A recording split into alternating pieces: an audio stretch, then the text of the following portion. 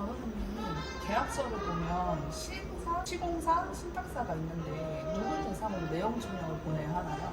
뭐 그런 질문들 되게 많이 해주세요. 그 계약서 보면 사실 매도인이 약간 다른 경우도 있고 명칭이 다르지만 시행사, 시공사, 그리고 이제 신탁사 이렇게 보통 되어 있는데 이제 요새는 신탁사가 이제 맨 위에 갑으로 되어 있는 경우 상당히 많으신데 보통은 시행사이기는 해요. 그래서 여기서 어떤 거를 보내야 될지 고민되시면 저는 그냥 일반적으로 고민하지 마시고 세 곳에 다 보내라 라고 말씀을 드립니다. 그러면 각각이 좀 뭔지를 알아야 내가 왜 세 군데를 다 보내야 되는지 알 수 있죠. 그러니까 우리가 생각해보면 분양이라는 게 무에서 유를 만들잖아요. 그럼 아무것도 없는 상태에서 그 엄청난 건물들 다 짓고 그 아니면 원래 있던 것들 다 없애고 다시 그 큰 건물을 지으려면 이게 당연히 엄청 많은 사람들이 포함되겠죠. 그리고 그 사람들도 엄청 돈도 많이 들고 그래서 이게 덩어리로 이제 움직이는데 그 덩어리가 여기 나와 있는 이제 3명 플러스 알파 이렇게 있다고 보시면 돼요. 그 알파에는 어떤 게 있나요? 그 알파는 이제 물주가 있죠. 그리고 영업해주는 이렇게 한 2개 정도 더 크게 있어서 지금 여기 나와 있는 건 3명이지만 이제 그 플러스 알파로 한 5명 있다 생각을 하면 돼요. 5명은 그러면 어떤 게 있어요? 약간 설명하기 쉽게 제가 이제 비유를 들어볼게요.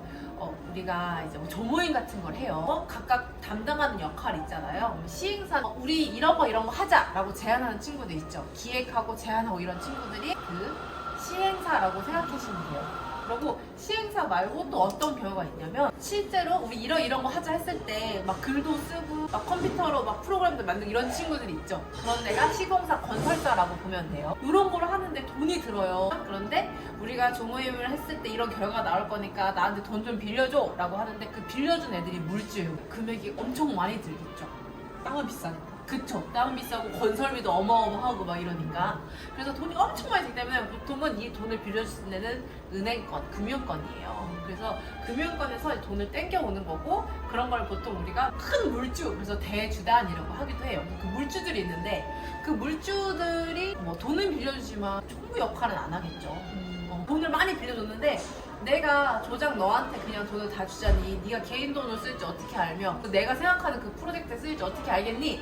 나는 너한테 바로 못 주겠어? 라고 해서 등장한 게 신탁사예요. 그래서 신탁사한테 돈을 주고 신탁사는 시행사가 거기에 맞게 돈을 쓰게 하고 이 분양 프로젝트에 따라서 생긴 돈들은 다시 신탁사에 들어가고 이게 마무리가 되면 이제 그 대물주랑 이 시행사 측이랑 해가지고 다 공평하게 나누는 역할을 그 신탁사에서 맡고 있는 거죠.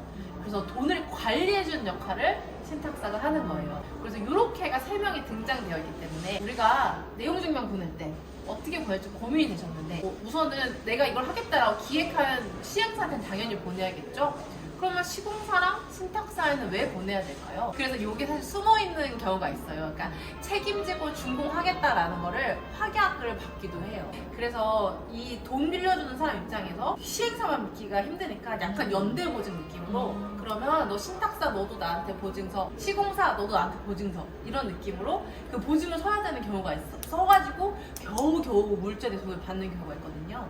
그렇기 때문에 구체적으로 사실 계약서도 보고 신탁계약도 다 봐야지 각각이 어느 정도 권리가 있는지 따져볼 수가 있어요. 일일이 따져보는 게 사실 쉽지가 않죠. 그래서 그럴 때는 어떻게? 차라리 그냥 3명한테 다 보내는 게 우리 속이 편하다 라고 해서 보통 그냥 3명한테 다 보내세요 라고 말씀을 드립니다.